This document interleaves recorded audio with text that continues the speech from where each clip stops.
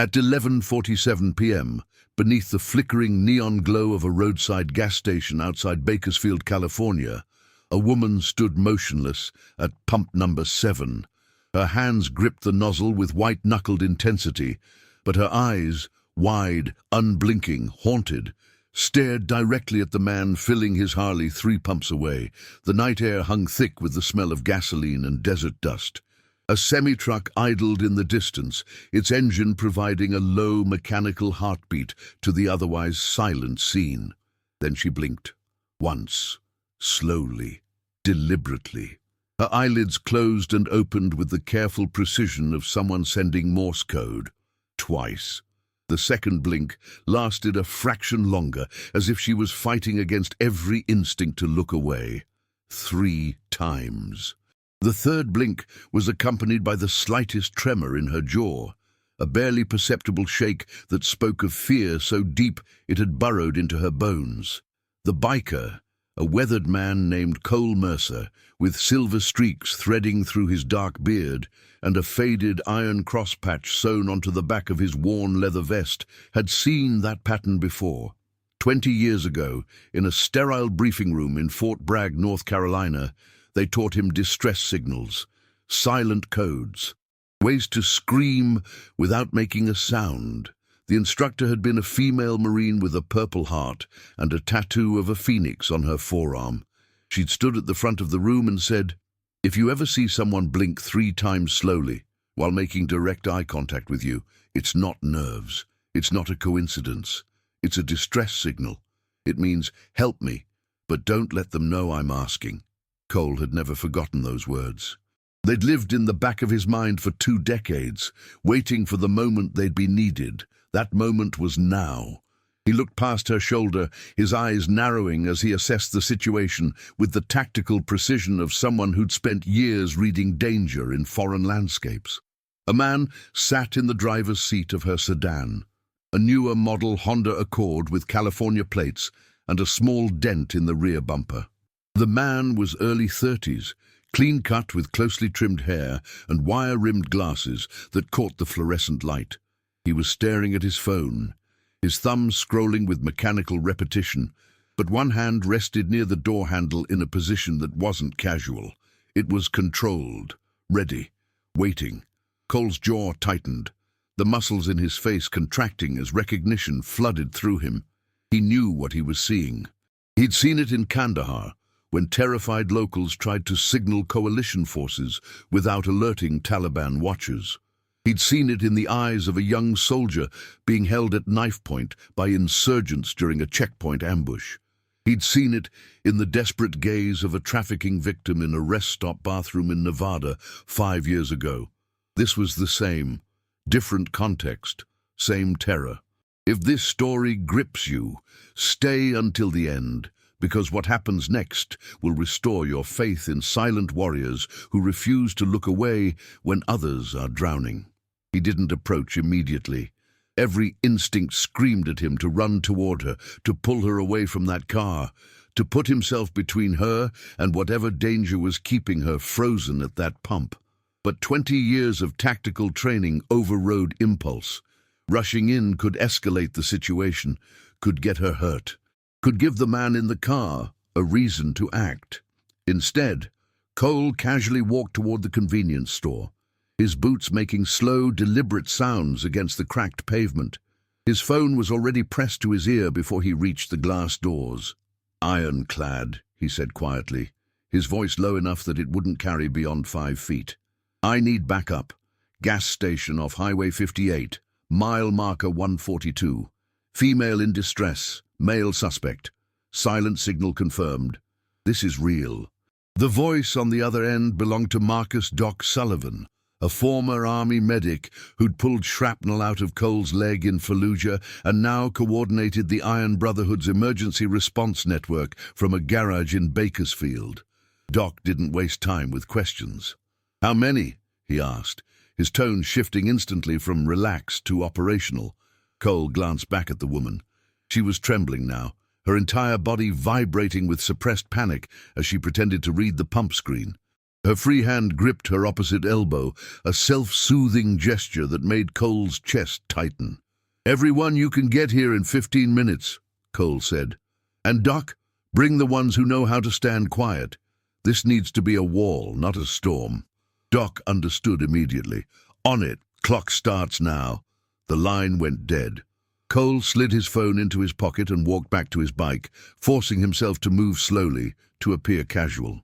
He finished fueling his Harley, a 2018 Road King with over 90,000 miles on the odometer and enough scratches to tell 100 stories.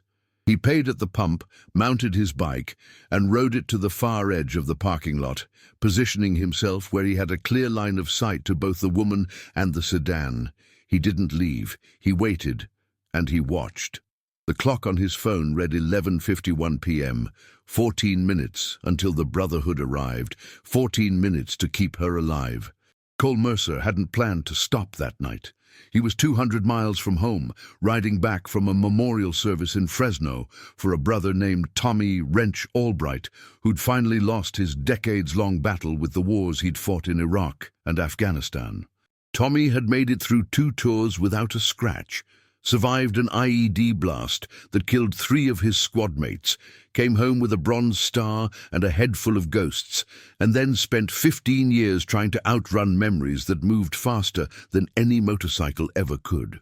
The funeral had been small, just 23 veterans, a chaplain who understood what it meant to carry invisible wounds, and a flag that was folded with the kind of precision that made grown men weep. Cole had been one of the pallbearers.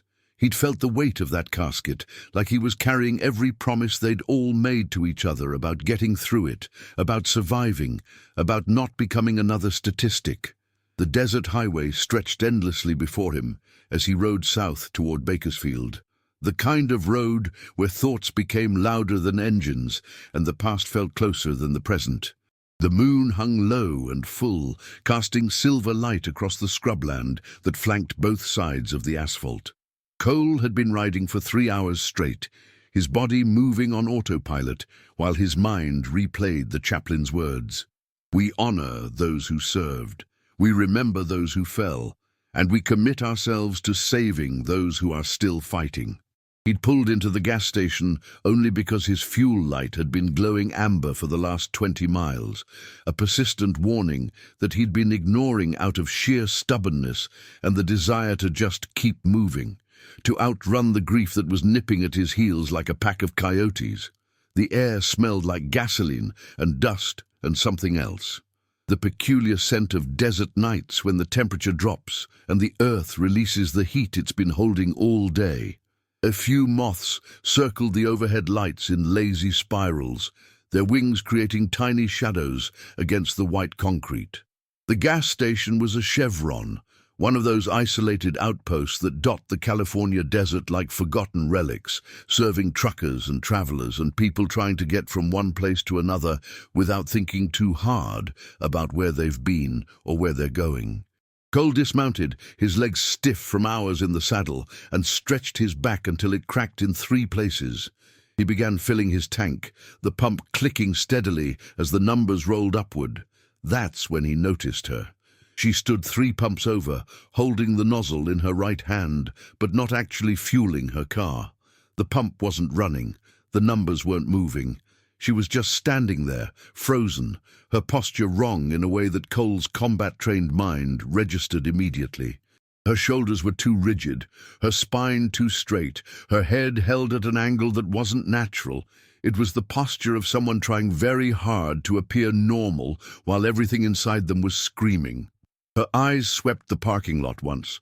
A quick scan that took in the empty spaces, the dark corners, the single security camera mounted above the store entrance that probably hadn't worked in years.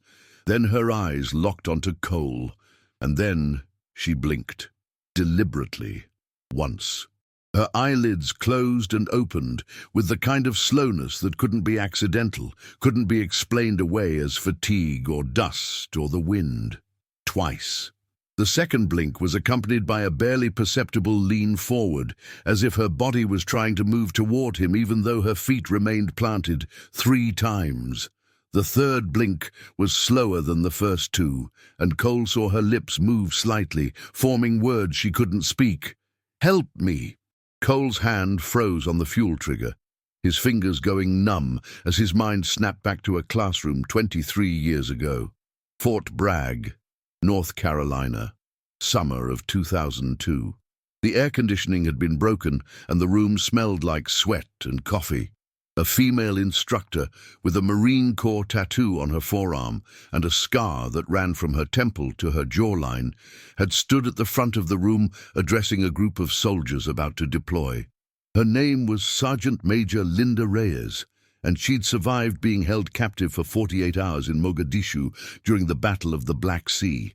She'd escaped by using a distress signal that a Navy corpsman had recognized. Now she taught that signal to every soldier she could reach. "Listen carefully," she'd said, her voice cutting through the humid air like a blade.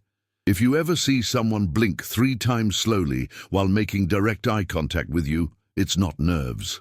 It's not tiredness. It's a distress signal. It means I need help, but I can't ask out loud.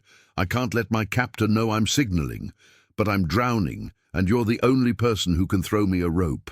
If you see this signal, you have 2 responsibilities.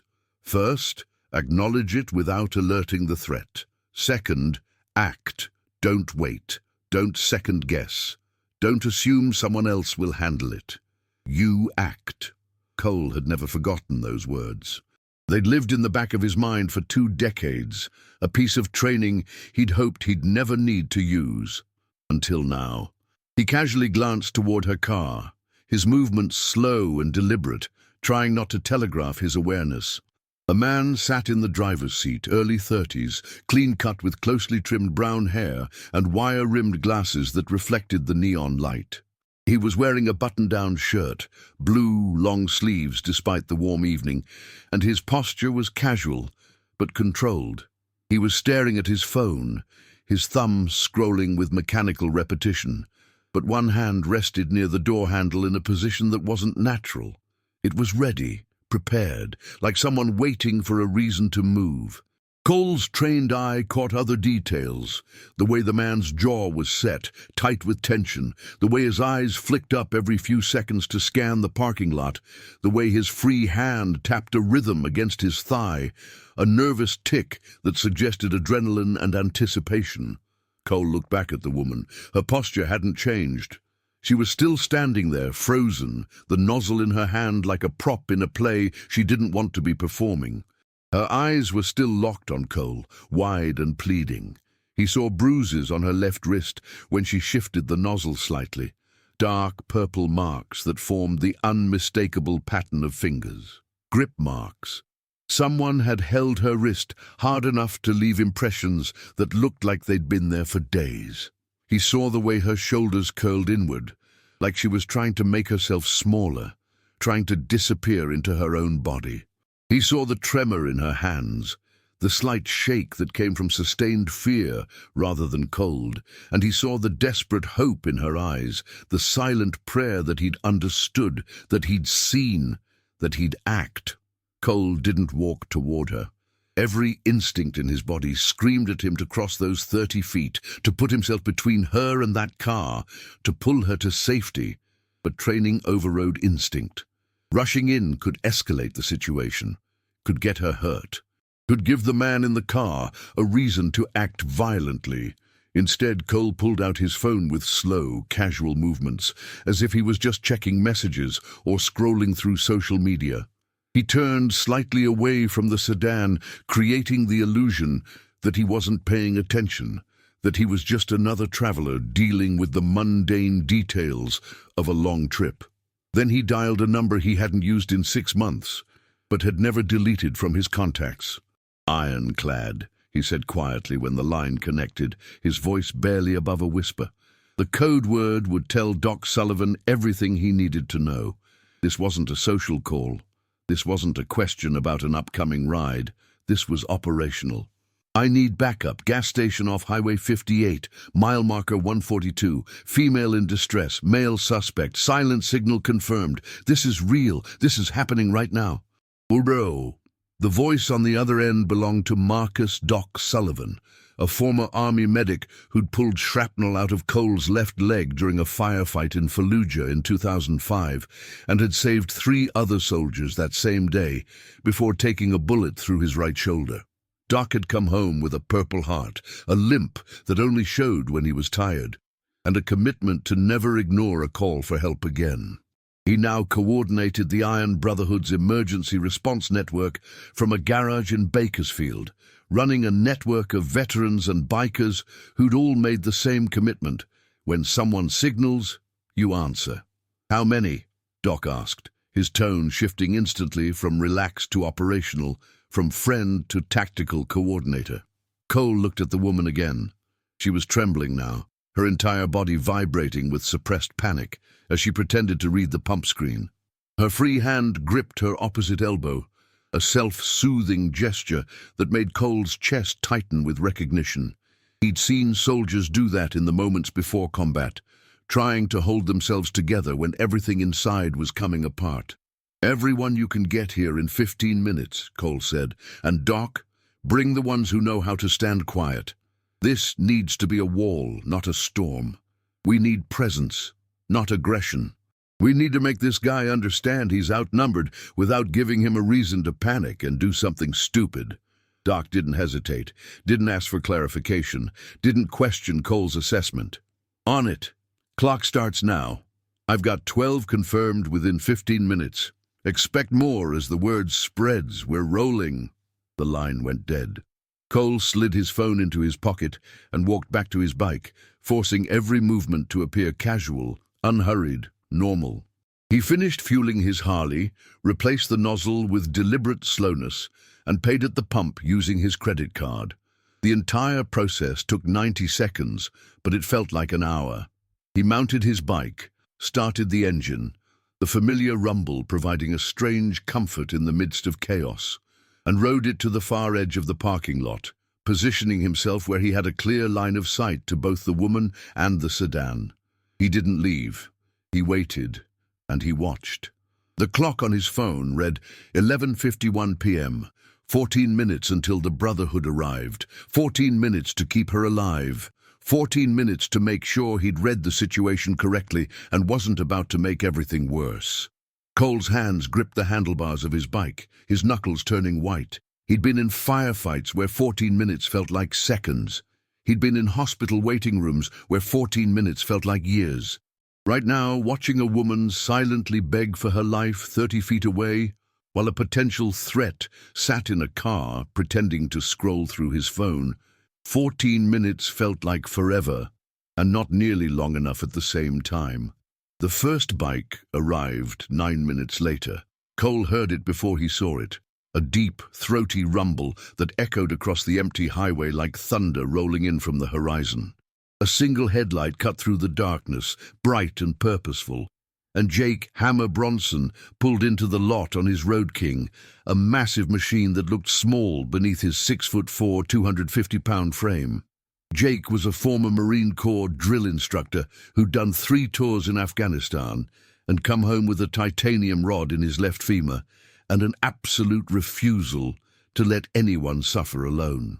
He'd gotten the nickname Hammer not because of his size, though that certainly fit, but because of his habit of saying, "When the only tool you have is a hammer, every problem looks like a nail, so I became a lot more than just a hammer." He pulled up beside Cole without a word, killed his engine, dismounted with the careful precision of someone whose left leg didn't always cooperate, and crossed his massive arms over his chest. 2 minutes later, 3 more bikes arrived in formation. Maria Ghost Torres led the pack on her custom Softail, followed by Raymond Preacher Williams on a beat-up Sportster that ran better than it looked, and David Chains McCarthy on a vintage Panhead that was older than most of the people in the parking lot. Ghost was a former Army intelligence officer who'd spent 6 years running covert operations in Eastern Europe and had gotten her nickname because she could disappear into any crowd, any situation, any environment without leaving a trace. Preacher was a former chaplain who'd left the ministry after watching too many young soldiers die and decided he could do more good on the outside than behind a pulpit. Chains was a former prisoner who'd done 8 years in San Quentin for armed robbery, found redemption through a veterans outreach program, and now dedicated his life to pulling people out of the same darkness that had almost consumed him. Then 5 more bikes arrived, then 10. By the 12th minute, 23 motorcycles lined the gas station perimeter like sentinels standing watch over sacred ground. They parked in a loose semicircle that created a visual barrier around the sedan without blocking any exits.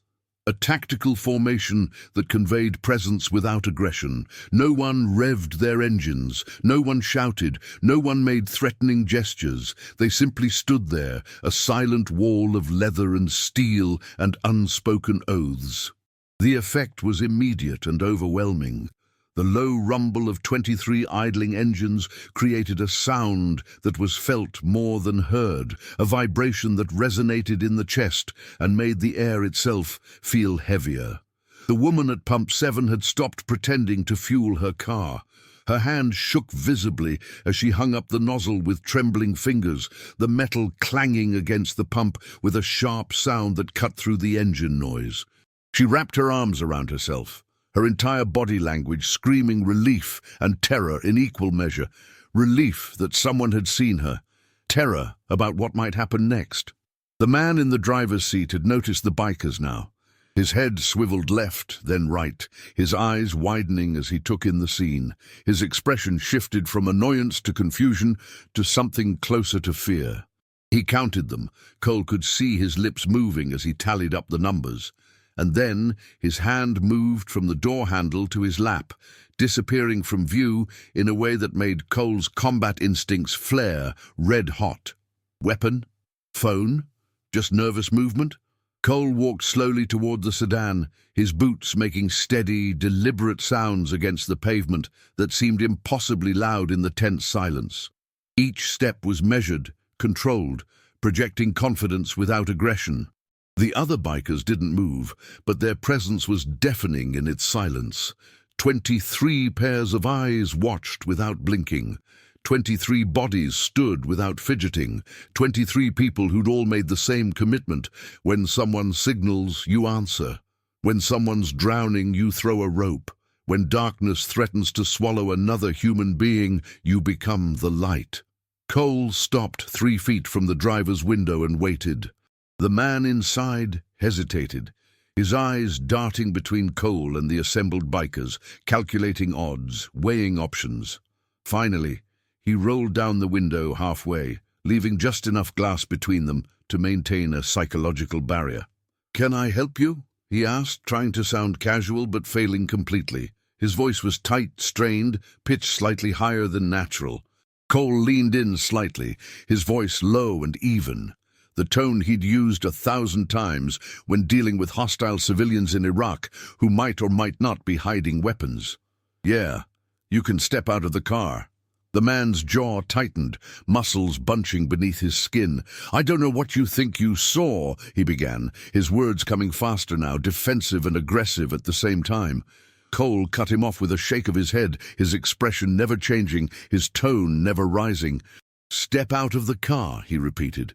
This time, it wasn't a request or even a command. It was a statement of fact, an inevitability, a declaration that there was only one way this situation was going to proceed, and resisting would only make it worse. The authority in his voice came from 20 years of dealing with dangerous situations. 20 years of making split-second decisions that meant the difference between life and death. 20 years of learning how to project absolute certainty even when doubt gnawed at the edges of his mind. The man glanced at the woman, who had taken several steps back and was now standing beside Ghost's motorcycle, her arms still wrapped around herself in a protective embrace. "Babe, tell him," the man said, his voice rising with desperation and anger. "Tell him we're fine. Tell him this is crazy. Tell him we're just having a bad day." The woman didn't speak. She didn't move except for the continued trembling that shook her entire frame. Her silence was louder than any scream could have been, more damning than any accusation. It was the silence of someone who'd been told so many times that her words didn't matter that she'd stopped trying to use them. Cole straightened and reached for the car door handle, his movement smooth and unhurried, but utterly confident. "Out! Now!" The man looked at Cole's hand on the door, then at the 23 bikers standing in silent formation, then back at Cole. Something in his face shifted. The calculation changed, the odds computed differently, the reality of the situation finally penetrating whatever fantasy he'd been living in. He climbed out slowly, his hands raised in mock surrender, palms out in the universal gesture of "I'm not a threat," that often meant exactly the opposite. "This is insane," he said, his voice taking on a whiny, victimized quality. "You can't just roll up here with your gang and—" "We can," Jake said from behind Cole, his voice like gravel grinding against stone, deep and resonant and absolutely final. "And we are." Cole turned to the woman, moving slowly so as not to startle her. She was standing beside Ghost Softdale now, her body language that of a cornered animal, trying to decide whether to flee or freeze. Ghost had dismounted and was standing nearby, not close enough to crowd, but near enough to offer silent support. Cole took 2 steps toward the woman, then stopped, giving her space to breathe. "Ma'am," he said gently, his voice dropping to a softer register, the tone he'd used when talking to terrified civilians in combat zones. "Are you safe?" She looked at him with eyes that were red-rimmed and wet with tears. Her mouth opened, closed, opened again. No sound came out at first. Then, barely audible above the idling engines, she whispered, "No." She shook her head once, twice. Then the words started coming faster, like a dam breaking. "He won't let me leave. I tried. 3 times I tried. Once he found me at my sister's house in Modesto.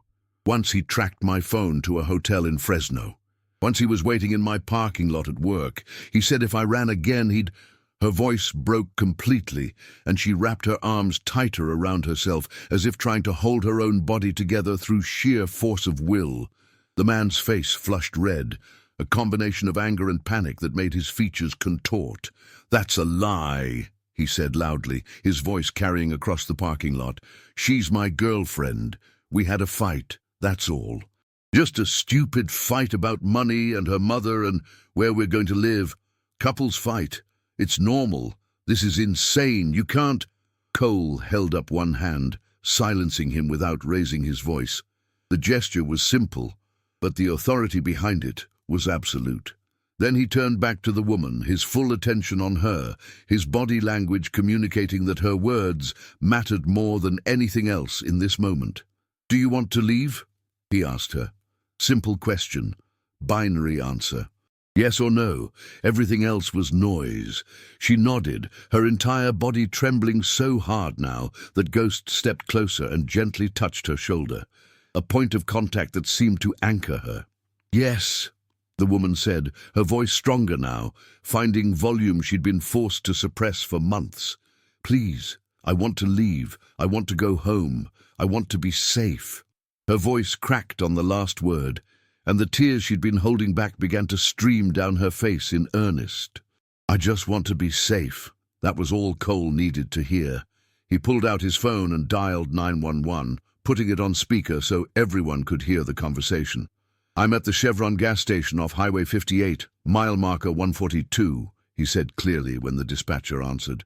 "We have a domestic disturbance situation in progress. Female victim requesting immediate assistance and protection. Male suspect is being detained by civilians for officer safety. Multiple witnesses on scene. Send units now, this is urgent." The dispatcher's voice came back, professional and efficient. "Units are being dispatched. Can you describe the male suspect?" Cole did, providing height, weight, clothing and vehicle description, while the man in question stood 15 feet away, his face cycling through expressions of rage, fear and disbelief. "You can't do this," the man said, his voice taking on a pleading quality now. "You can't hold me here. I haven't done anything illegal. You're kidnapping me. You're committing a crime. Jake stepped forward, his massive frame moving with surprising grace for someone his size. He towered over the man, blocking out the overhead lights and casting a shadow that seemed to swallow the smaller figure whole. "We're not holding you," Jake said, his voice calm and measured. "We're not touching you. We're not restraining you. We're just standing here. You're free to walk away anytime you want." He gestured toward the empty desert stretching beyond the parking lot. "Go ahead, walk. We won't stop you." The man looked at the ring of bikers surrounding the parking lot, then at the empty highway stretching in both directions, then at the dark desert beyond. Reality set in visibly. His shoulders sagged, his defiant expression crumbled, and something resembling fear finally broke through the anger. He didn't move. He couldn't move. Because walking away meant admitting defeat, meant losing control, meant facing consequences he'd been avoiding, and staying meant facing those consequences anyway, but with witnesses and police and an ending he couldn't control. The woman spoke again, her voice still shaking but gaining strength with each word, like someone learning to use muscles that had atrophied from disuse. "He took my phone 3 days ago. Said I was texting other men, which I wasn't. I never was. He went through my messages, my emails, everything. Then he threw my phone in the trash. He's been following me everywhere since last Tuesday, to work, to the grocery store, to my mum's house. I tried to leave twice. Once on Thursday after work. I told him I was going to stay with my sister, and he blocked the door, physically blocked it, put his body between me and the exit, and said if I tried to leave, he'd make sure I regretted it." Her voice trembled but didn't break. "The second time was this morning. I waited until he was in the shower, and I grabbed my purse and my keys, and I ran. I got 3 blocks before he caught up to me. He said—" She stopped, her throat working, trying to force out words that didn't want to come. "He said he'd kill me if I tried again. Said no one would believe me anyway, because I'm crazy, because I'm emotional, because everyone knows I overreact to everything." Cole's jaw clenched so hard, he felt his teeth grind together.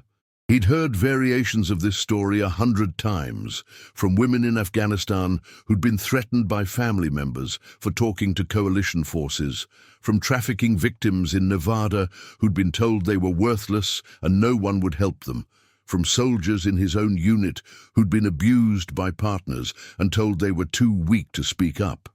The pattern was always the same: isolate, control, threaten, gaslight, repeat. And the effect was always the same. A person slowly convinced that their reality wasn't real, that their fear wasn't valid, that their suffering was their own fault. "You're not crazy," Cole said, his voice carrying clearly across the parking lot. "And you didn't overreact. You did exactly what you needed to do to survive, and we believe you." The woman's face crumpled, and she started crying in earnest now. Not the silent tears of someone trying to hide their pain, but the loud, gasping sobs of someone finally allowed to feel the full weight of what they'd been carrying. Ghost put an arm around her shoulders, providing support without smothering, and whispered something Cole couldn't hear. Whatever it was made the woman nod and take several deep breaths, visibly trying to compose herself. The man had gone very quiet. He stood with his arms still raised, but the gesture had lost its mocking quality. Now it just looked like surrender. His eyes were fixed on the ground, his face pale beneath the fluorescent lights. When he finally spoke, his voice was small and defensive. "I never hit her. I never laid a hand on her. So what if we had some arguments? That doesn't make me a criminal." Preacher stepped forward then, his voice calm but carrying an edge of righteous anger that lived up to his nickname. "Brother, you don't have to hit someone to hurt them.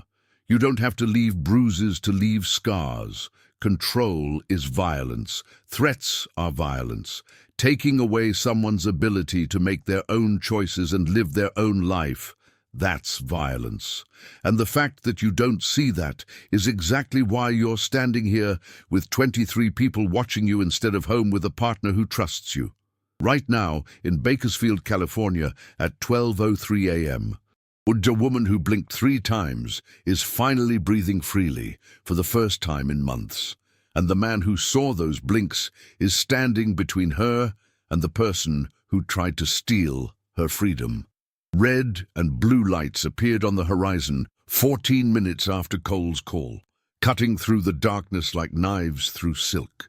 2 patrol cars pulled into the gas station, their sirens silent, but their lights painting everything in alternating colors that made the scene look surreal, like a movie set or a fever dream.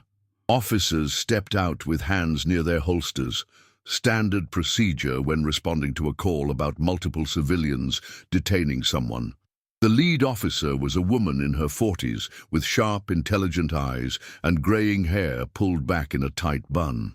Her nameplate read Martinez, and she carried herself with the confidence of someone who'd seen every variation of human behavior and wasn't easily shocked anymore. She surveyed the scene methodically, her eyes taking in the bikers arranged in their loose semicircle, the woman crying beside Ghost's motorcycle, the man standing with his hands still partially raised, the tension thick enough to cut. "Who called this in?" she asked, her voice carrying authority without aggression. Cole stepped forward, his movements slow and deliberate, hands visible, posture non-threatening. "I did, officer. My name's Cole Mercer. That woman over there," he gestured toward the crying figure, signaled distress using a military distress signal. 3 deliberate blinks while making direct eye contact. "I recognized it because I learned it during service. She says she's being held against her will and has been prevented from leaving multiple times. We called for backup to ensure her safety until you arrived." Officer Martinez's expression shifted slightly, a flicker of respect crossing her features. "You former military?" she asked. "Army. 20 years. Got out in 2019. She nodded, then looked at the assembled bikers. "And the rest of you?" Jake spoke up.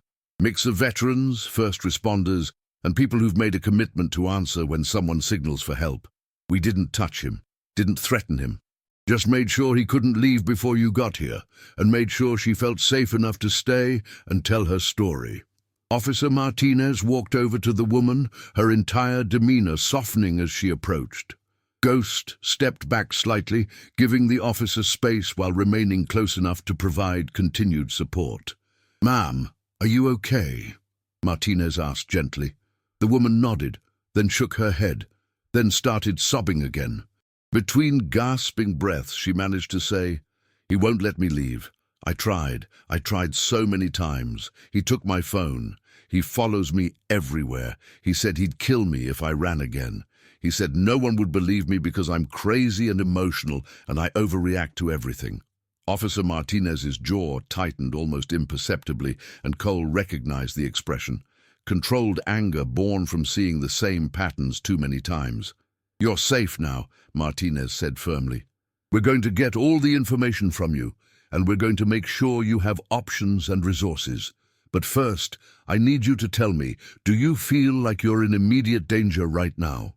The woman looked at the man standing 20 feet away, then at the assembled bikers, then at Officer Martinez. "Not right now," she said. "Not with all these people here.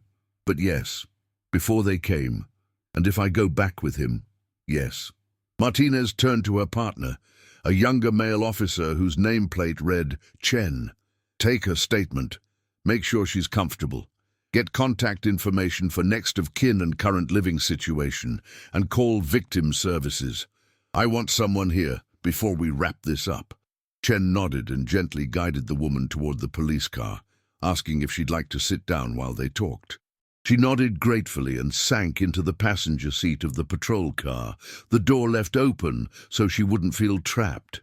Martinez then walked toward the man, her posture shifting back to professional authority. "Sir, I'm going to need to see some identification."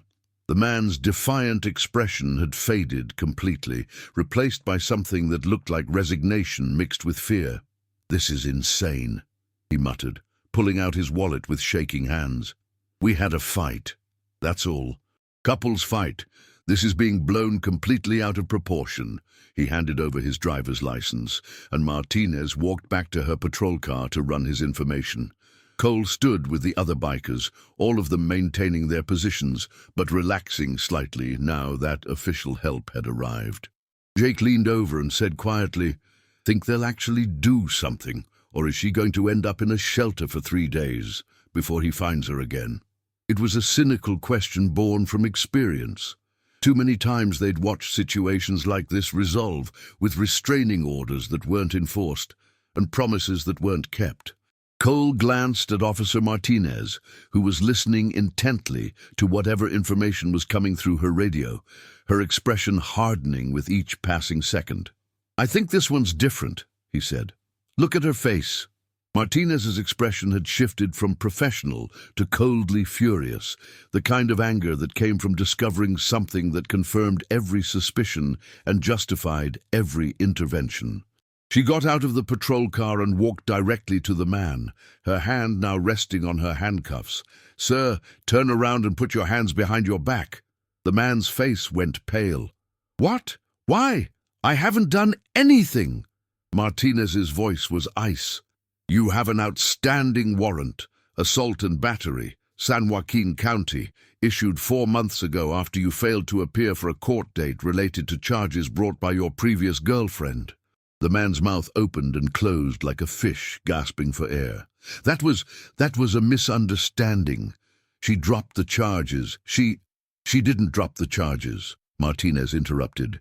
"She withdrew her statement after you showed up at her workplace and convinced her to change her mind. The charges remained. You just didn't show up to face them. Turn around, now." This time, he complied. Martinez cuffed him with efficient, practiced movements while reading him his Miranda rights. The words carried across the parking lot with the formal cadence of ritual. "You have the right to remain silent. Anything you say can and will be used against you in a court of law." As she loaded him into the back of the patrol car, the man made eye contact with Cole. There was no defiance left, no anger, no bravado, just the hollow look of someone who'd finally run out of places to run and lies to tell. Officer Martinez returned to the assembled group, her expression softening slightly as she looked at the bikers. "I need statements from all of you. Names, contact information, and written accounts of what you observed. This is going to be used as evidence, so be thorough and be honest." She looked directly at Cole. "And I'm going to need a detailed account of this distress signal you mentioned. If we can establish that he was preventing her from seeking help, that adds additional charges." Cole nodded, "Happy to provide whatever you need." Martinez allowed herself a small smile. "You know how many calls we get where civilians just walk on by? Where people see something wrong and convince themselves it's not their problem? What you did here tonight."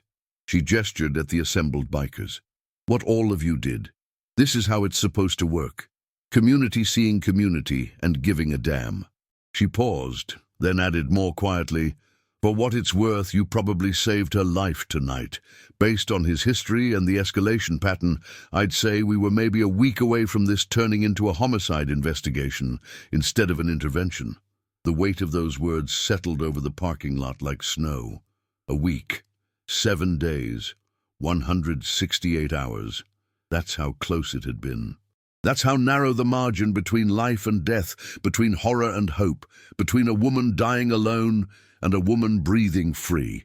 Cole felt something unclench in his chest, a tension he hadn't realized he was carrying until it released. They'd been in time. This once, they'd been in time. The woman's name was Emily Carter.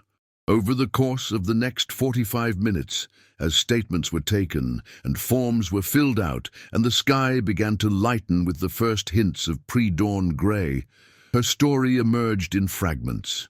She was 31 years old, born and raised in Fresno, California. She taught kindergarten at Lincoln Elementary School, where she'd worked for 7 years and been voted Teacher of the Year twice. She loved her job, with a passion that came through even in the midst of trauma. The way she talked about her students, about building block towers and teaching the alphabet and watching 5-year-olds discover that reading was magic. She'd met Daniel Reese 9 months ago at a coffee shop in downtown Fresno. He'd been charming, attentive, interested in everything she said. He'd asked about her work, her family, her dreams. He'd sent flowers to her classroom. He'd written her poetry. He'd seemed perfect. "That's how it always starts," she told Cole, as they waited for the victim services counselor to arrive, her voice carrying the bitter wisdom of hindsight. "They're perfect until they're not, and by the time you realize what's happening, you're already trapped." The control had started small.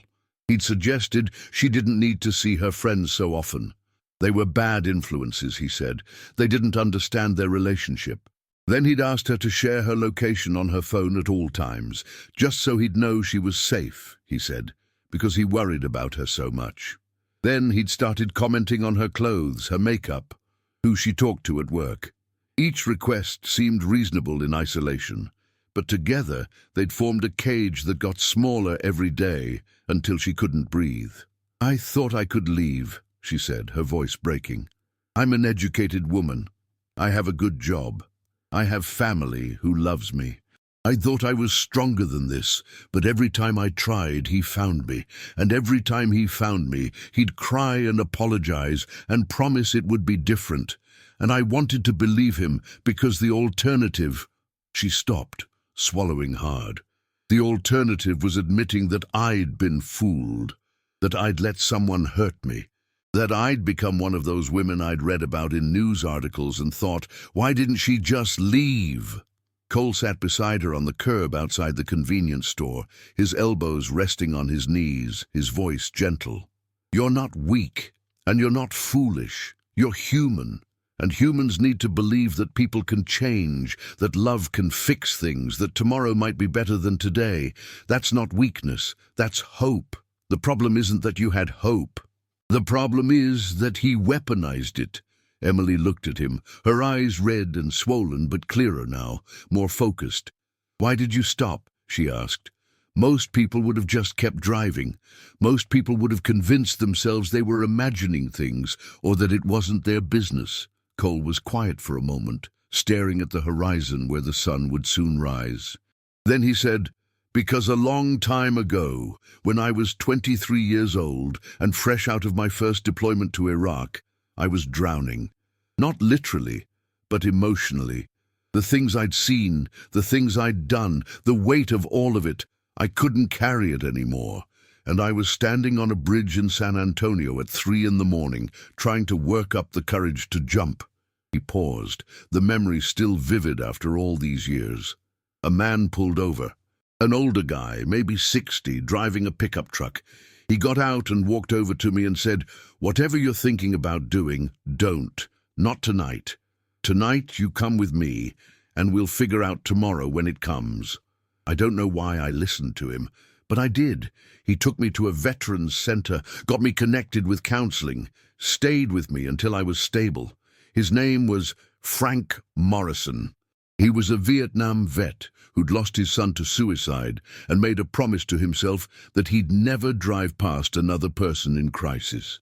He saved my life that night, and when I thanked him, he said, "Don't thank me.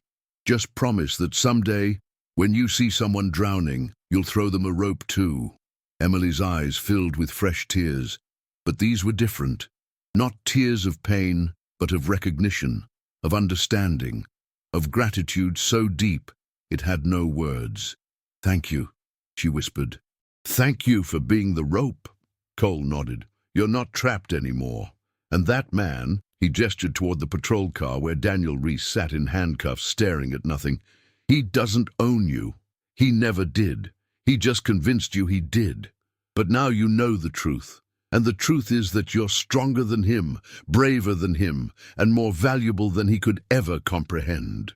A social worker arrived 20 minutes later, a kind woman in her 50s named Linda Chen, who specialized in domestic violence cases. She carried a folder full of resources, phone numbers, shelter information, legal aid contacts, and counseling services. She sat with Emily for 30 minutes explaining options, making calls, arranging temporary housing at a confidential location. The entire time, Ghost and two other bikers, a woman named Sarah and a man named Marcus, stood nearby, not hovering but present, a silent statement that Emily wasn't alone anymore. Before Emily left, escorted by Linda to a safe house location that even the police wouldn't be told, she walked over to Cole and handed him a small folded piece of paper. Her hands were steadier now, her shoulders less hunched. "My email address," she said, "in case you ever need someone to vouch for you, or testify about what happened, or just to know that what you did tonight mattered." Cole took the paper and carefully folded it into his wallet. "It mattered to you," he said. "That's all I needed to know." Emily nodded, then did something that surprised him. She hugged him. Not a brief, polite hug, but a tight embrace that communicated everything words couldn't. "You gave me my life back," she whispered. Then she climbed into Linda's car and disappeared into the breaking dawn. The bikers didn't leave immediately.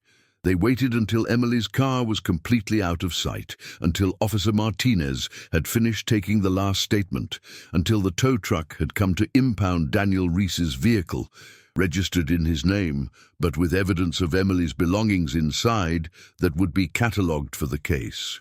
They waited until the sun had fully risen, painting the desert in shades of gold and amber, transforming the gas station from a place of crisis into just another roadside stop, where ordinary people did ordinary things.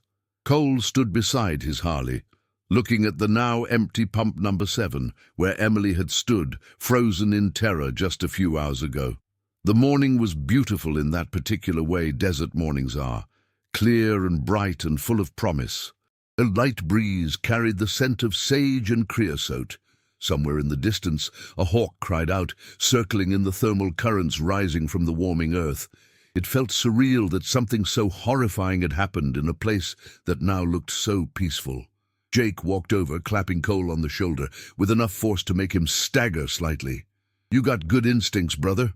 Real good instincts." Cole smiled faintly. "Just paid attention, that's all. Looked when most people look away." Jake nodded thoughtfully.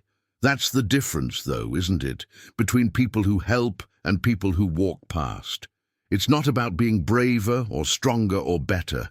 It's just about being willing to look, to see, to acknowledge what's right in front of you even when it's uncomfortable."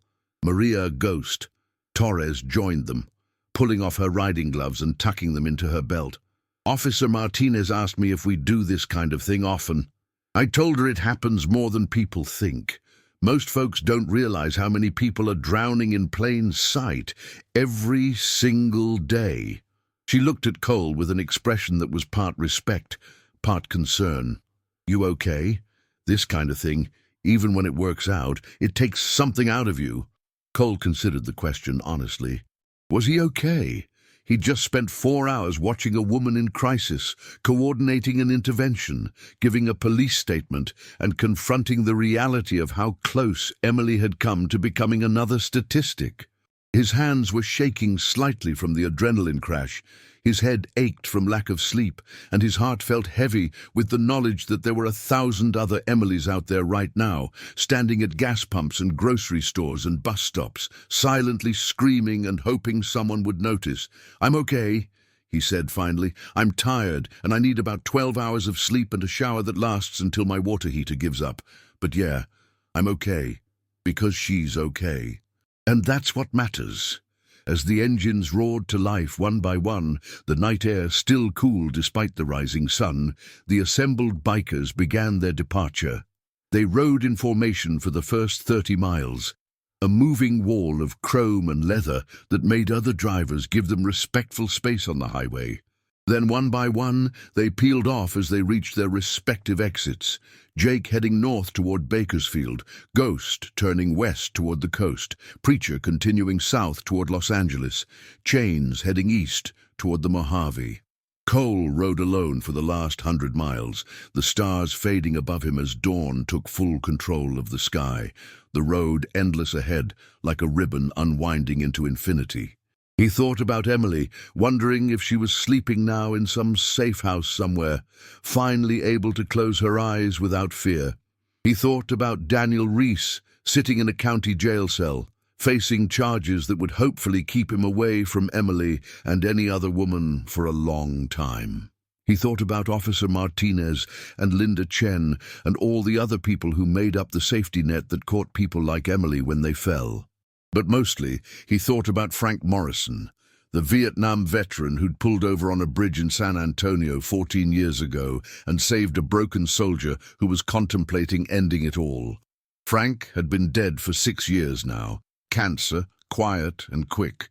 But his legacy lived on in every intervention Cole made, every person he helped, every rope he threw to someone drowning. "I kept the promise, Frank," Cole said quietly to the empty highway. "I saw her, and I stopped, just like you taught me." When he finally pulled into his driveway at 3:47 a.m., the sky was beginning to show the first subtle shifts of pre-dawn color. He sat on his bike for a long moment, staring at the garage door and feeling the weight of the night settle over him like a blanket. His house was small, a 2-bedroom ranch-style place he'd bought with his military retirement savings, but it was his, and right now it represented safety and solitude and the chance to process everything that had happened. He went inside, pulled out a worn, leather-bound notebook from the drawer in his kitchen and wrote down the date. Beneath it, he wrote in careful block letters, 3 blinks, Highway 58, mile marker 142, Emily Carter, saved, suspect arrested, outstanding warrant served, system worked. It was the 43rd entry in 5 years. 43 times he'd intervened in situations ranging from suicide attempts to domestic violence to human trafficking. 43 people who were alive or safe or free because someone had noticed and acted.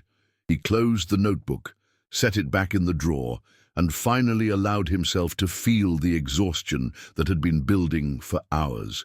If this story moved you, hit that like button, because small acts of attention can save lives, and every person who learns to recognize distress signals becomes part of a network that catches people before they fall. Emily Carter didn't return to her apartment in Fresno, the place she'd called home for 3 years, a modest 1-bedroom on the 2nd floor of a converted Victorian with hardwood floors and a small balcony overlooking a community garden. Felt tainted now, contaminated by memories of Daniel showing up unannounced, going through her mail, questioning every phone call, monitoring every movement. Instead, she stayed with her parents in Sacramento, in the same bedroom she'd occupied during high school, surrounded by faded posters of bands she'd loved at 17 and bookshelves crammed with young adult novels and teaching textbooks she'd accumulated during college. Her mother, Patricia, was a retired nurse who'd spent 30 years in emergency rooms and had seen enough domestic violence cases to recognize the patterns immediately. She didn't ask invasive questions or demand explanations. She simply made up the guest bed with fresh sheets that smelled like lavender, cooked Emily's favorite meals, chicken enchiladas and homemade cornbread, and stayed close without hovering, a comforting presence that asked nothing and offered everything.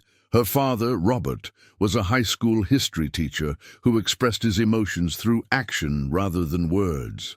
He changed the locks on every door and window in their house, installed motion sensor lights around the perimeter, and quietly researched restraining order procedures and legal aid services, printing out information and leaving it in neat folders on Emily's nightstand.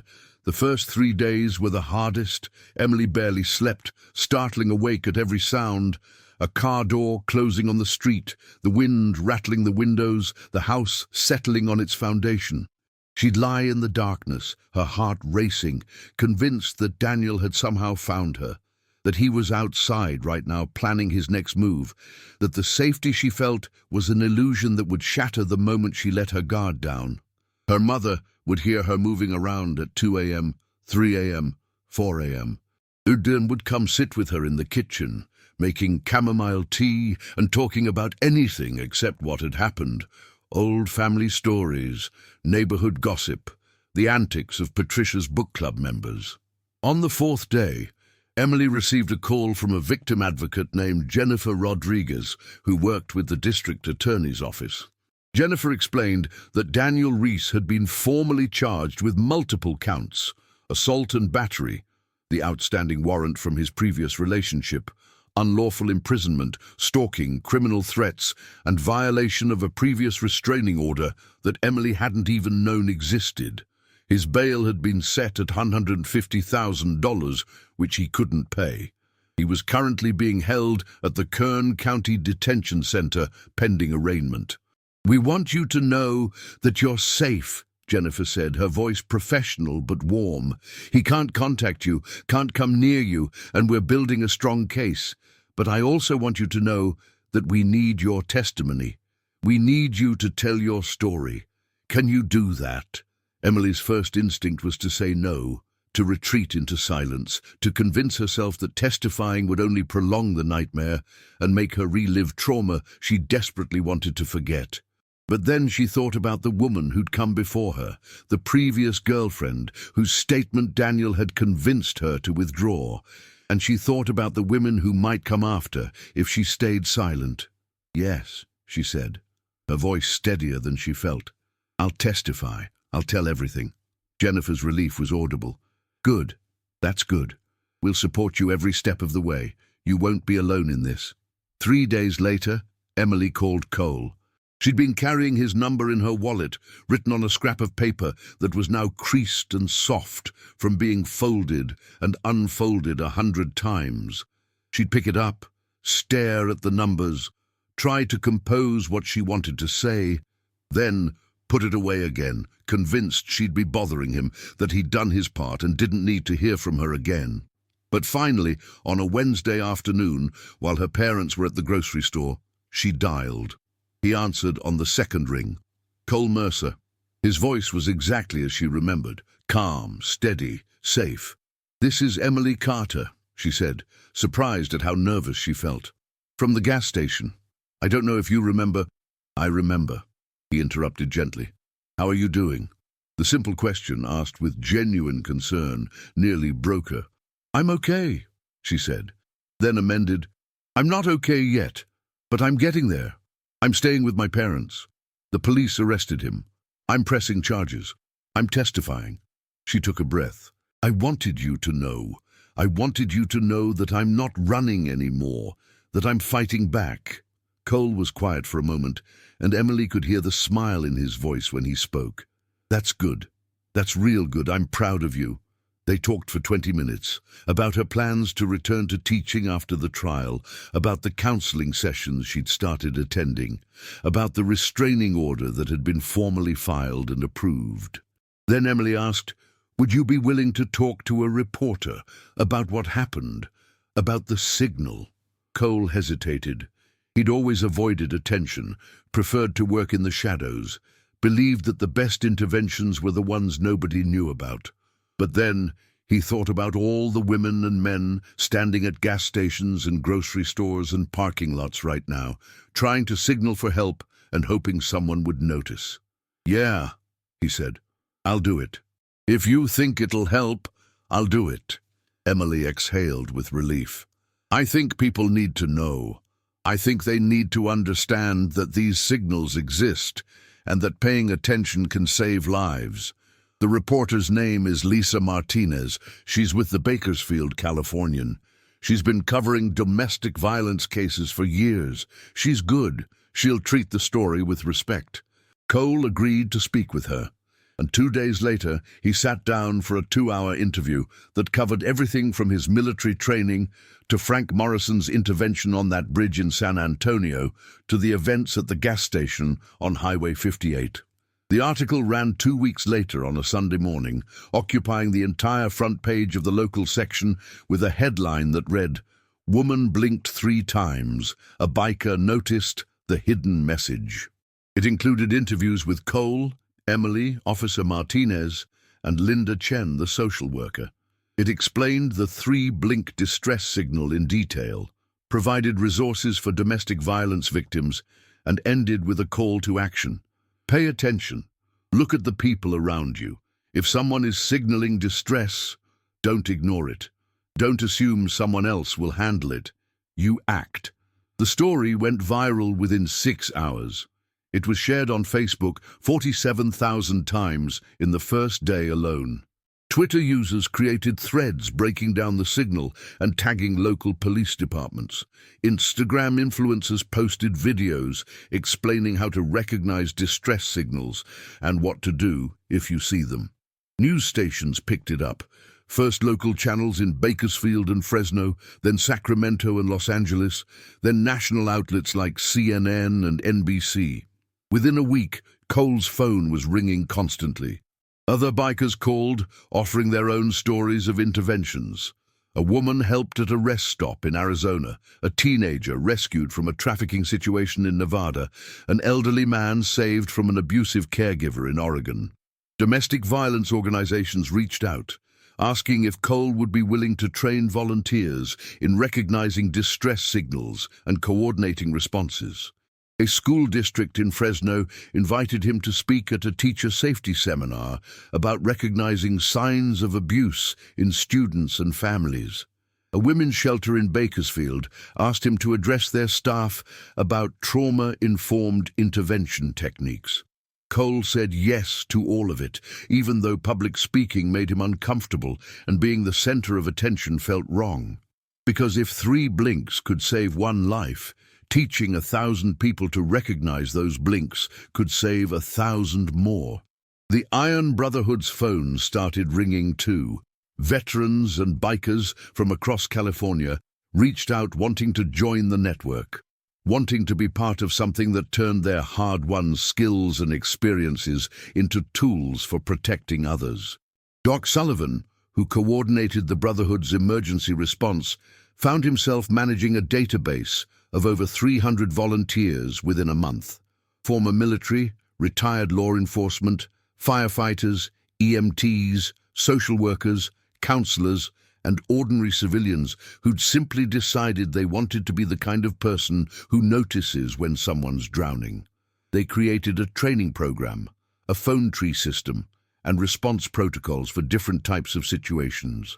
What had started as an informal network of friends helping friends became an organized movement with structure and purpose.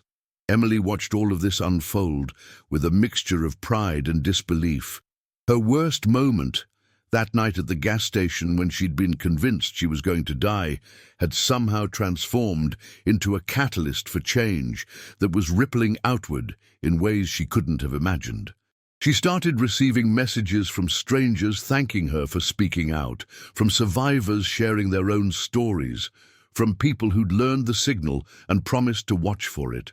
One message in particular stayed with her, from a woman in Texas who wrote, "I saw your story and learned the 3-blink signal. 2 days later, I saw a woman do it at a Walmart parking lot. I called the police. They arrested her husband for violating a restraining order. She's safe now because you were brave enough to share your story. Thank you." Emily read that message over and over, tears streaming down her face, finally understanding what Cole had meant when he said it mattered. Her trauma hadn't been meaningless. Her survival hadn't been luck.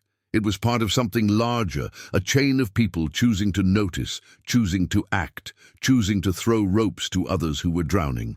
And she was one link in that chain, connected to Cole, who was connected to Frank Morrison, who was connected backward through time to countless others who'd made the same choice. When you see someone suffering, you don't look away.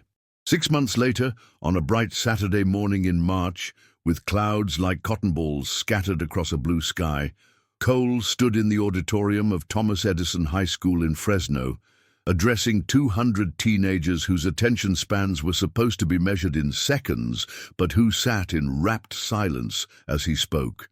Emily Carter sat in the front row, wearing a soft blue sweater and a tentative smile that was becoming more frequent, more genuine with each passing week.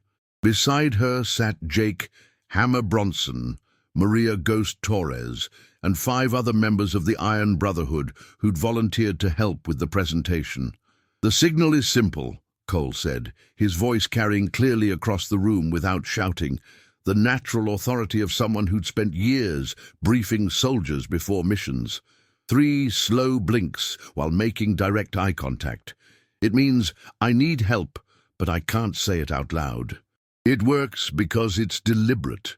It's not something you do by accident. You have to choose to blink slowly 3 times while looking at someone.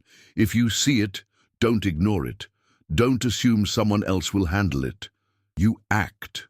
A girl in the 3rd row raised her hand, her expression serious and troubled.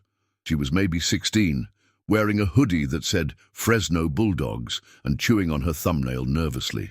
"What if we're wrong?" she asked. "What if we think we see it but we misread the situation? I don't want to make things worse or embarrass someone or cause problems that aren't there." It was a fair question, one that Cole had heard dozens of times in the last 6 months, and one that deserved a thoughtful answer rather than a dismissive platitude. Cole nodded, acknowledging the validity of her concern. "That's a good question, and I'm going to be honest with you, there's no perfect answer. But here's what I've learned after 20 years of dealing with high-stakes situations where decisions matter. It's better to check and be wrong than to ignore and be right. If you think you see someone signaling distress, ask them if they're okay. Make up a reason if you need to. Hey, you dropped something. Excuse me, do you know where the bathroom is? Just create an opportunity for them to say something or signal again. If they say yes and everything seems fine, you apologize for bothering them and move on. Maybe you were wrong, but maybe you gave them an opening they needed. And if something still feels off even after they say they're fine, trust your gut. Call someone, a teacher, a parent, a counselor, the police, campus security. Call someone who can check further. The worst-case scenario if you're wrong is a brief embarrassment. The worst-case scenario if you ignore it could be that someone dies. The weight of those words settled over the auditorium like snow, soft but heavy, covering everything. Cole let the silence stretch for a moment, allowing the reality to sink in before continuing. "Let me tell you about a call I got last month. A kid, 17 years old, senior at a high school in Modesto, saw this signal at a movie theater. Girl about his age, sitting with an older man, looked scared. She did the 3 blinks while making eye contact while they were in line for popcorn. This kid remembered seeing the news story about Emily. He walked up and said, 'Excuse me, aren't you in my English class?' She said no. He apologized and walked away, but he also called the theater manager and said something felt wrong. Manager called the police. Turned out the girl was 15 years old and had been reported missing from Sacramento 2 weeks earlier. The man with her was a family friend who'd been grooming her online for months. She's home now. She's safe. Because a 17-year-old kid was willing to risk being wrong. A boy in the back raised his hand and Cole nodded at him. So, we're supposed to just, watch everyone all the time? That sounds exhausting and kind of creepy." A few students laughed nervously, but Cole could tell the question was genuine rather than dismissive. "Not watch everyone all the time," Cole clarified. "Just be aware. Pay attention to the people around you, especially in situations where someone might be in danger. Late at night, isolated locations, parking lots, rest stops. Notice if someone looks scared or controlled or like they're trying to communicate something they can't say. It doesn't mean being paranoid. It just means being present, being willing to see what's actually happening instead of what we want to see or what's convenient to see." Emily stood up then, her legs slightly shaky but her voice clear and strong. "Can I say something?" she asked, looking at Cole. He nodded and stepped back, giving her the floor. She turned to face the auditorium full of teenagers, most of whom looked younger than her students, but old enough to understand darkness when they saw it. 6 months ago, I was standing at a gas station convinced I was going to die. I'd tried to leave, multiple times. And every time the person hurting me found me and convinced me, sometimes with words, sometimes with threats, sometimes with violence, that leaving was impossible. That night at the gas station, I was out of options. I was out of hope. I was out of everything except fear. Her voice wavered but didn't break. I did the 3-blink signal because it was the only thing I had left. I didn't even know if anyone would see it. I didn't know if anyone would recognize it. I didn't know if anyone would care, but I did it anyway because the alternative was giving up completely. And this man, she gestured toward Cole, he saw it, he recognized it, and he cared enough to act. He didn't just call the police and drive away, he stayed, he brought backup, he made sure I was safe before he left. And because of that, I'm standing here today instead of being another statistic you read about in the paper. She scanned the auditorium, making eye contact with as many students as she could. Here's what I want you to understand. You don't have to be a veteran or a biker or someone special to make a difference. You just have to be willing to notice, to see, to care. If you see someone who looks scared or controlled, or like they're trying to ask for help but can't say the words, trust that instinct. Create an opportunity for them to speak. Call someone who can help. Be the person who throws the rope. Because I promise you, somewhere in this school, in this city, in this world right now, someone is drowning. Someone is doing that 3-blink signal or something like it. Someone is praying that the next person who sees them will be brave enough to care. Be that person. The auditorium erupted in applause, not the polite, obligatory clapping that adults force teenagers to produce, but genuine, sustained applause that went on for over a minute. Some students were crying. Others were nodding vigorously, as if Emily had articulated something they'd been feeling but couldn't express. A teacher in the back, a woman in her 50s with grey hair and reading glasses on a chain around her neck, was wiping her eyes with a tissue. When the applause finally died down, Cole thanked Emily and opened the floor for more questions. They stayed for another hour, fielding questions that ranged from, what if the person signaling is a man? Same principles apply, distress has no gender. To, what if you're scared the abuser will hurt you for intervening? Prioritize your own safety, call for help rather than confronting directly. To, how do you deal with the trauma of seeing these situations?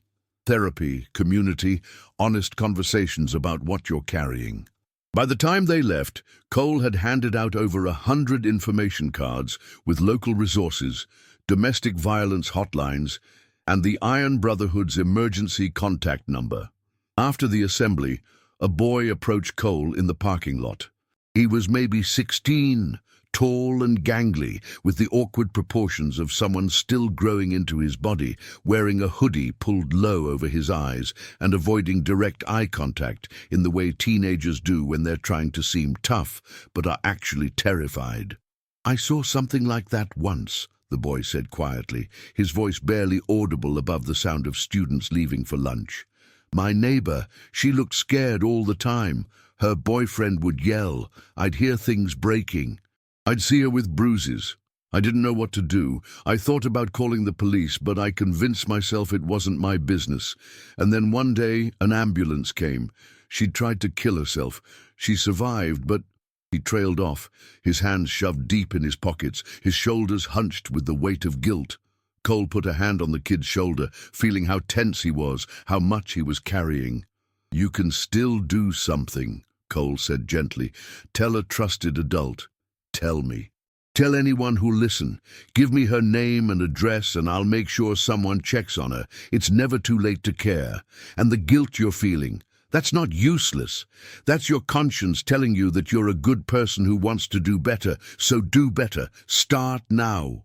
The boy looked up, meeting Cole's eyes for the first time, and nodded. He pulled out his phone and typed in an address, showed it to Cole, who copied it down. Emily joined them, and together they gave the boy a card with local resources and made him promise to tell a school counselor what he'd told them. As they watched him walk away, shoulders a little less hunched, head held a little higher, Emily said, You're changing lives. Not just mine. All these other people, too. Cole shook his head. We're just teaching people to notice. They're the ones doing the changing. Mom, on a warm October evening, exactly 1 year after the gas station incident, 365 days since Emily had blinked 3 times and changed both their lives forever, the Iron Brotherhood held a gathering at Cole's property, 15 acres of desert land outside Bakersfield, dotted with Joshua trees and sagebrush and rock formations that glowed amber in the sunset. It wasn't a party in the traditional sense, no streamers or balloons or birthday cake. It was a memorial, a celebration, a reckoning, a gathering of everyone whose lives had been touched by that night and all the nights that followed. Nearly 150 people were there. Bikers, yes, the original 23 who'd answered Cole's call, plus dozens more who'd joined the network in the year since. But also police officers like Martinez, social workers like Linda Chen, teachers who'd attended the school presentations, survivors who'd reached out after reading Emily's story, family members grateful for interventions that had saved their loved ones. Fire pits burned in strategic locations, casting flickering orange light that danced across faces and created pockets of warmth against the cooling desert air. Someone had strung lights between the trees, creating a canopy of soft illumination that made the gathering feel both festive and sacred. Emily Carter was the guest of honor, though she'd protested the designation repeatedly in the weeks leading up to the event. She stood beside Cole as the sun set in brilliant streaks of orange and purple and pink, watching people arrive in waves, motorcycles rumbling up the dirt road, cars parking in neat rows, people walking up carrying dishes of food for the communal dinner they'd organized. She wore jeans and a leather jacket that Jake had given her as a gift, saying, "You're one of us now, might as well look the part." Her hair was longer than it had been a year ago. Her face had more color, her eyes held less fear and more hope. Cole addressed the crowd as the last light faded from the sky and the stars began to emerge in the vast darkness above them, his voice carrying across the property without need for a microphone. "A year ago tonight," he began, and the conversations died down as people turned to listen. "A woman I'd never met trusted me with 3 blinks. She trusted that I'd see, that I'd care, that I'd act. And because she had that courage, because she was willing to signal even when she didn't know if anyone would notice, we're all standing here tonight." He gestured to Emily, who stood with her arms wrapped around herself in the way she still did sometimes when emotions threatened to overwhelm her. But her posture was different now, not defensive, not fearful, just protective of something precious she'd reclaimed. "This woman didn't just survive," Cole continued. "She rebuilt. She testified and helped put a dangerous man behind bars for 3 years. Not long enough, but longer than he would have gotten if she'd stayed silent. She returned to teaching, and her students this year made her a poster board that says, 'Miss Carter is our hero,' which she insists is embarrassing, but which she hung up in her classroom anyway because she's secretly proud of it and should be." Laughter rippled through the crowd, warm and genuine. Emily smiled despite her embarrassment, and Cole saw her mother Patricia standing nearby with tears streaming down her face, holding her husband Robert's hand so tightly her knuckles were white. "But more than that," Cole said, his voice growing more serious. "Emily has been teaching others, sharing her story, helping people recognize signs of abuse and control, training volunteers to coordinate responses. She's turned the worst experience of her life into a catalyst for change that saved." He paused, looking at Doc Sullivan, who held up both hands with all fingers extended, then 3 more fingers. "At least 13 other people that we know of. 13 people who signaled distress and were seen because someone had learned to watch for it. 13 lives that might have ended differently if Emily hadn't been brave enough to speak up." The crowd erupted in applause, sustained and powerful, and Emily had to wipe tears from her face. When the noise died down, she stepped forward, her voice shaking slightly, but growing stronger with each word. "I don't have fancy words or speeches prepared," she said. "I'm a kindergarten teacher. I specialize in teaching 5-year-olds how to tie their shoes and share crayons, not in giving inspirational talks to crowds. But I'll say this. I was drowning, and you threw me a rope, all of you." Cole noticed. Jake and Ghost and all the others showed up. Officer Martinez listened. Linda Chen found me a safe place. Jennifer Rodriguez made sure justice happened. My parents caught me when I fell. And now I'm learning to throw ropes too, because that's what we do. We save each other." She paused, looking around at the assembled crowd. Bikers in leather, teachers in cardigans, cops in civilian clothes, social workers with tired eyes but kind smiles, survivors at various stages of healing, families grateful for loved ones returned. "We save each other," she repeated, "not because we're heroes or saints or because we're special, but because we're human. And being human means noticing when someone else is in pain and deciding that their suffering matters. It means being willing to be uncomfortable, to risk being wrong, to take action even when it's scary or inconvenient. It means being the person who looks instead of looking away." Later that night, as the fire crackled and sent sparks spiraling into the darkness, as guitars played softly in the background and people shared food and stories and quiet moments of connection, Cole sat alone on the hood of an old pickup truck on the edge of the property, staring at the stars. The Milky Way was visible out here, away from city lights, a river of light flowing across the black canvas of space, containing billions of stars and planets and possibilities. He thought about scale, about how small they all were in the context of the universe, about how a single moment on a Saturday night at a gas station had rippled outward to touch hundreds of lives. Jake walked over carrying 2 bottles of beer, condensation beading on the glass in the warm night air. He handed one to Cole and hoisted himself up onto the hood with a grunt, his left leg protesting the movement. They sat in comfortable silence for a while, just drinking and watching stars and listening to the sounds of community behind them. "You ever think about how many people you've pulled out of bad situations?" Jake finally asked, his voice contemplative rather than curious. Cole took a sip of beer, the cold liquid a sharp contrast to the warm air. "I think about the ones I missed more than the ones I caught," he admitted. "I think about the woman I saw at a rest stop in Nevada 3 years before I met Emily. She had that same look, scared, controlled, trapped. And I convinced myself I was imagining things, that it wasn't my business. I drove away. I wonder about her sometimes, wonder if she's alive, wonder if someone else saw what I saw and actually did something about it." Jake nodded slowly, understanding the weight of that particular guilt. "That's the burden, brother. The weight of all the people we didn't save, all the moments we missed, all the signals we ignored before we learned to recognize them. But it's also the fuel. Keeps you looking, keeps you ready, keeps you from ever walking away again." He paused, then added quietly, "You know how many people are alive right now because you learned from that Nevada woman? Because you decided that you'd never make that mistake again? That's not erasing what happened to her, but it's honoring her by making sure her suffering leads to others being saved."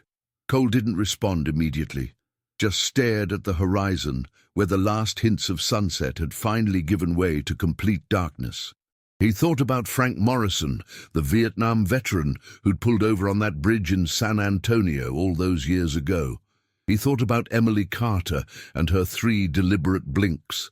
He thought about the 17-year-old kid in Modesto who'd trusted his instincts at a movie theater. He thought about all the people out there right now, standing at gas stations and grocery stores and bus stops, silently signaling, hoping someone would notice. "I got a letter last week," Cole said finally, pulling a folded envelope from his jacket pocket, "from a woman in Ohio. She said her 15-year-old daughter saw her do the 3-blink signal at a grocery store. They'd been practicing it as a family after reading Emily's story. The daughter told her teacher. The teacher called the police. They arrested the woman's husband for domestic violence. She's in a shelter now with her kids. They're safe." He refolded the letter carefully and put it back in his pocket. "She sent me a photo. The daughter's name is Sophie. She's 15 years old, and she saved her mother's life because we taught her to pay attention." Jake smiled, a genuine expression of joy that transformed his usually stern features. See, ripples, man. You started ripples. Frank Morrison started ripples that reached you. You started ripples that reached Emily. Emily started ripples that reached thousands of people. Those people will start ripples that reach thousands more. That's how change happens, not with one big dramatic gesture, but with a million small moments where people choose to notice and care. They sat in silence for a while longer, watching the stars rotate slowly across the sky, listening to the sound of laughter and music and conversation drifting from the gathering behind them. Someone started singing, an old folk song about roads and journeys and coming home. Others joined in, creating harmony that rose into the night air like prayer.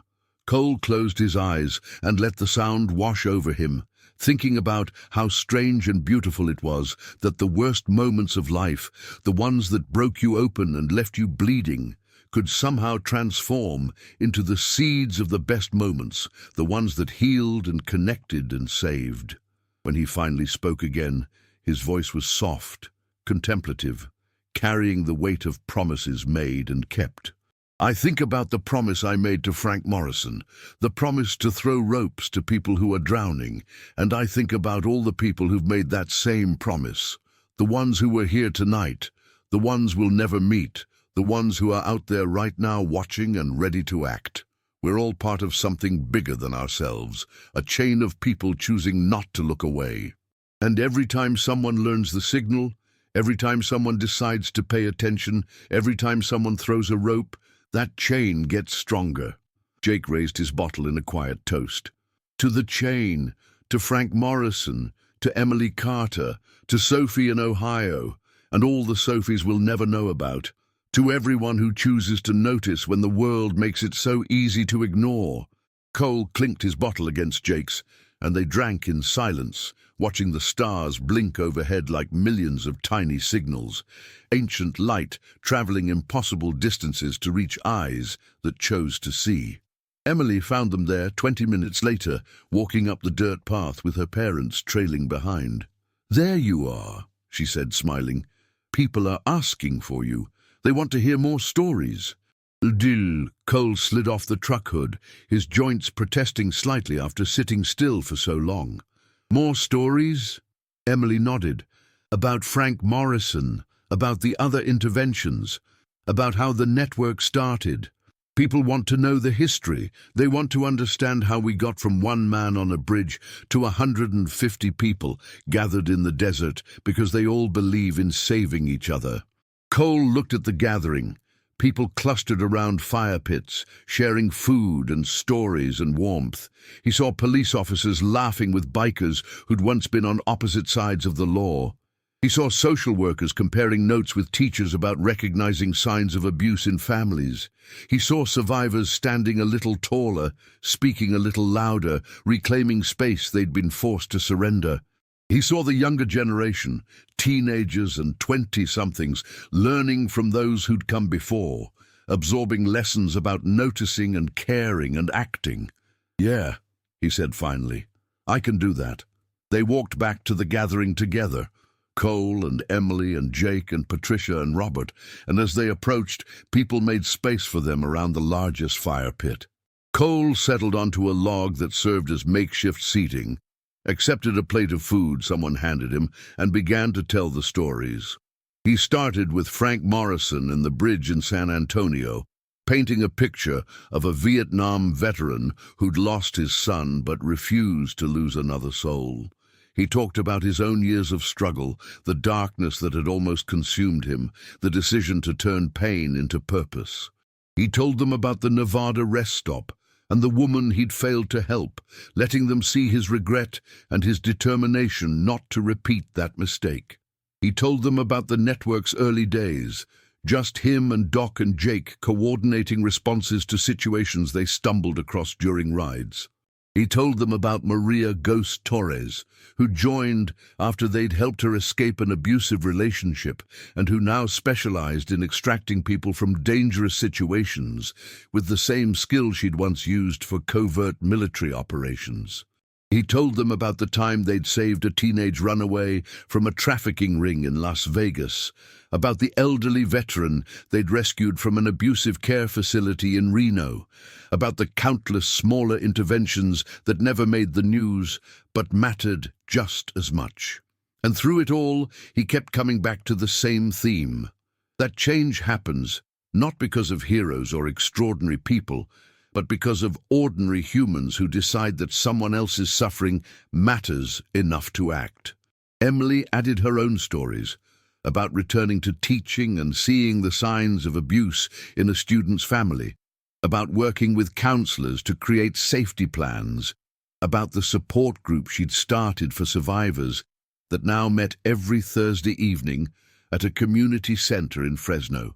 Other people chimed in with their own experiences, the times they'd noticed something wrong and acted on it, the times they'd been wrong but felt no regret for checking, the times they'd been right and saved a life.